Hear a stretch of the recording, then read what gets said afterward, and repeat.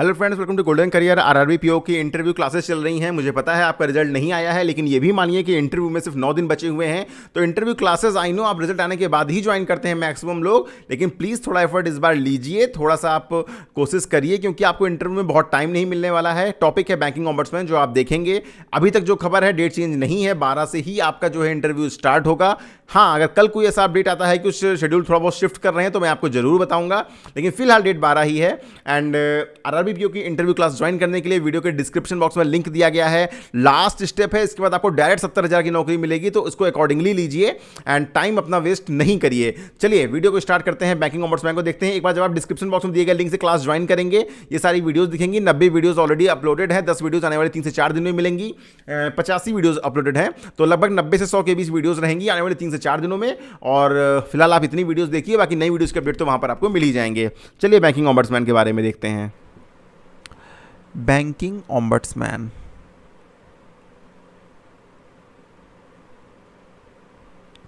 ठीक है, क्या है ये बैंकिंग ऑम्बड्समैन? देखिए, बैंकिंग ऑम्बड्समैन की नियुक्ति, बैंकिंग ऑम्बड्समैन मतलब बैंकिंग लोकपाल की नियुक्ति रिजर्व बैंक ऑफ इंडिया करता है। ये स्कीम कब लॉन्च की गई थी, किसके द्वारा बेसिकली लॉन्च की गई थी? तो रिजर्व बैंक ऑफ इंडिया ने ये स्कीम जो है लॉन्च की थी। कब स्टार्ट हुई थी? 1995 में ये स्कीम स्टार्ट हुई थी। क्या था कि बैंक के कस्टमर्स हैं, उनकी शिकायतें हैं, वो बैंक में शिकायत करते हैं, जेडो में, आरओ में, ठीक है, कहीं भी शिकायत किया, जो भी इंडिविजुअल बैंक का शिकायत का पोर्टल है वहाँ किया। लेकिन कभी कभी उनकी शिकायत, उनकी जो समस्याओं का निस्तारण नहीं हो पाता है, उनकी जो कंप्लेंट्स हैं वो रेक्टिफाई नहीं हो पाती हैं, मतलब उनमें डिसीजन सही से नहीं हो पाता है। तो कस्टमर्स के पास में एक ऑप्शन है कि वो बैंकिंग ऑम्बड्समैन में कंप्लेंट कर सकते हैं। बैंकिंग ऑम्बड्समैन में कंप्लेंट करने के बाद क्या होगा? बैंकिंग ऑम्बड्समैन में कंप्लेंट करने के बाद जो भी आपका बैंकिंग लोकपाल नियुक्त है वो उस कंप्लेंट को देखेगा, ठीक है, एंड उसमें जो है फिर वो अपना डिसीजन देगा। तो बेसिकली ये होता है। एंड लंबा है, इस वीडियो में काफ़ी कुछ आपके पढ़ने के लायक है। मैं आपको बताऊँ, इंटरव्यू के लिए बहुत इंपॉर्टेंट टॉपिक है। क्यों? क्योंकि कंप्लेंट बहुत होती हैं। कस्टमर जो है किस तरह की कंप्लेंट कर सकता है, ये भी हम इस वीडियो में देखेंगे। कौन कौन सी बैंक इसके अंदर में कवर्ड है वो भी हम देखेंगे। एंड इसका अपॉइंटमेंट कौन, मतलब बैंकिंग लोकपाल होता कौन है, अपॉइंटमेंट कौन करता है, उसका टेन्योर कौन कौन सा होता है, टाइप ऑफ कंप्लेंट तो देखेंगे ही देखेंगे। कौन सी कंप्लेंट एक्सेप्ट नहीं होंगी ये भी हम इस वीडियो में देखेंगे। एंड कितने दिन के अंदर कंप्लेंट आपको करनी होती है, कंप्लेंट का सेटलमेंट जो होता है उसमें डिसीजन क्या आता है, पेनल्टी अगर लगा सकता है बैंकिंग ऑम्बड्समैन तो कितनी पेनल्टी लगा सकता है। तो ये सब चीज़ें हैं, बहुत कुछ जो हम इस वीडियो में देखने वाले हैं। वो कस्टमर सेटिस्फाई नहीं है तो वो कहाँ अपील कर सकता है, ये भी इस वीडियो में देखेंगे, जो कि आपके इंटरव्यू के लिए बहुत इंपॉर्टेंट है। तो अगर आपसे पूछे कि भाई ठीक है, बैंकिंग ऑम्बड्समैन जो एक्ट है, इसमें आपका एक्ट क्या है जो ये बनाया गया है, ये इस्टेब्लिश किया गया है under section 35 of banking regulation, BR में लिख दे रहा हूँ, बैंकिंग रेगुलेशन एक्ट 1949, ठीक है। इसके अंतर्गत जो है बैंकिंग ऑम्बड्समैन जो है वो इस्टेब्लिश किया गया है। एंड इसमें 2 अमेंडमेंट हो चुके हैं। पहला 2006 में हुआ था और उसके बाद 2009 में हुआ था, ठीक है। तो ये आपके 2 अमेंडमेंट हो चुके हैं, ठीक है। अब देखो, इसमें अब पहली चीज़ आती है कि ठीक है, कस्टमर को कंप्लेंट तो कर सकता है कस्टमर। अब आपसे इंटरव्यू में पूछेंगे कस्टमर कंप्लेंट कैसे कर सकता है, क्या उसको बैंकिंग ऑम्बड्समैन के पास जाना होगा, कैसे कंप्लेंट करेगा? तो देखिए दोस्तों, इसमें पहला ऑप्शन ये है कि कस्टमर डायरेक्ट ऑफिस जाके भी बैंकिंग ऑम्बड्समैन के ऑफिस जाके कंप्लेंट कर सकता है। दूसरा ऑप्शन ये है बाई पोस्ट कर सकता है, बाई पोस्ट अपनी कंप्लेंट लिख के भेज सकता है, कोई फीस नहीं है, कंप्लीटली फ्री ऑफ कॉस्ट है। हाँ, बस कंप्लेंट कर दो और एक्शन होता है बहुत जल्दी। अगला ऑप्शन है ईमेल के माध्यम से कंप्लेंट कर सकता है। और चौथा ऑप्शन ये है कि वेबसाइट के थ्रू, अब तो बैंकिंग ऑम्बड्समैन की वेबसाइट भी हो गई है, उसके थ्रू भी कंप्लेंट हो सकती है। अब इंटरव्यू में पूछा, अच्छा भाई ठीक है, इतना है, ये बताइए क्योंकि बैंकिंग ऑम्बड्समैन के कितने ऑफिसेज हैं, कितनी लोकेशन पे ऑफिसेज हैं जहां कस्टमर कंप्लेंट कर सकता है? तो दोस्तों, आज की डेट में 22 लोकेशंस पर बैंकिंग ऑम्बड्समैन के ऑफिसेज हैं जहां पर जो है कस्टमर आपका कंप्लेंट कर सकता है। कस्टमर को जाने की ज़रूरत नहीं है, बाई पोस्ट कर सकता है।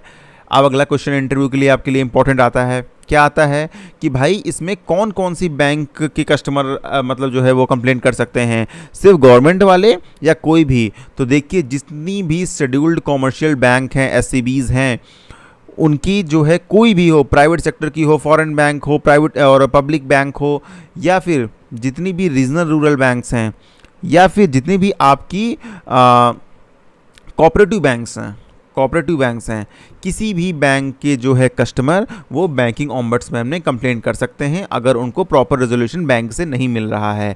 ठीक है, तो आप समझ गए, कोई भी बैंक हो उसका कस्टमर जो है वो कंप्लेंट कर सकता है। अगला इंपॉर्टेंट पॉइंट आता है जो इंटरव्यू में पूछ सकते हैं कि अपॉइंटमेंट किसका होता है, कौन होता है ये बैंकिंग लोकपाल, कहाँ से आता है, कोई डायरेक्ट रिक्रूटमेंट होती है इसकी या गवर्नमेंट अलॉट मतलब अपॉइंट करती है, कौन अपॉइंट करता है और उसका टेन्योर कितना होता है। तो देखिए इसका जो अपॉइंटमेंट है बैंकिंग लोकपाल का वो रिजर्व बैंक ऑफ इंडिया करती है।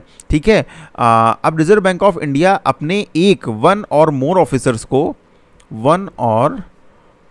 ऑफिसर्स को एज ए बैंकिंग लोकपाल जो है वो अपॉइंट कर सकती है, लेकिन वो ऑफिसर किस रैंक का होना चाहिए, सीजीएम या फिर जीएम रैंक का होना चाहिए, मतलब चीफ जनरल मैनेजर या फिर जनरल मैनेजर की रैंक का वो ऑफिसर होना चाहिए, तभी उसको एज ए बैंकिंग लोकपाल उसकी नियुक्ति रिजर्व बैंक ऑफ इंडिया कर सकती है।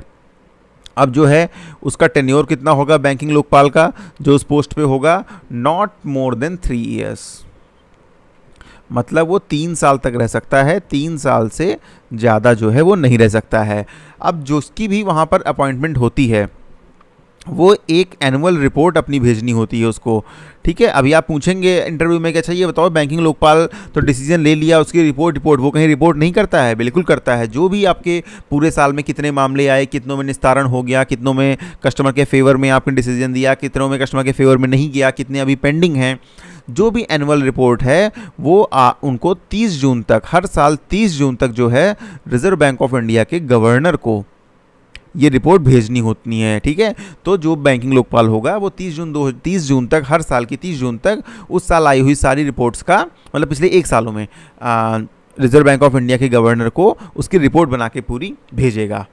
अब हम इस वीडियो में देखेंगे कि कौन सी कंप्लेंट इसमें एंटरटेन होती हैं, कौन सी कितने दिनों बाद एक्सेप्ट नहीं होती हैं, सेटलमेंट कैसे होता है, अवार्ड कितना किस तरह का देती है जो आपकी बैंकिंग ओम्बड्समैन होती है। ठीक है, तो ये सब चीज़ें जो कि बहुत इंपॉर्टेंट हैं अब हम वो देखेंगे। देखिए, अगर हम बात करें कि इसमें कौन सी कंप्लेंट होगी तो सीधा सीधा मानिए किसी भी तरह की कंप्लेंट्स जो है वो एक्सेप्ट होंगी। जैसे किसी भी तरह की, मतलब वो जेन्युइन रीज़न होना चाहिए, वैसा नहीं आप फालतू कंप्लेंट कर रहे हो फिर आपके फेवर में जाएगा भी नहीं डिसीजन, और बाकी जो एक्शन हो वो तो हो ही सकता है। मानो आपने एटीएम से पैसे निकाले, ठीक है, यहाँ पे मैं लिख नहीं रहा हूँ, आप सुनिएगा। मानो आपने एटीएम से पैसे निकाले, आपके पैसे नहीं निकले बट अकाउंट से कट गए और उसका रिवर्सल नहीं आया आपके अकाउंट में, तो आप कंप्लेंट कर सकते हैं। बैंक में आपने किसी से बैंक में कोई घूस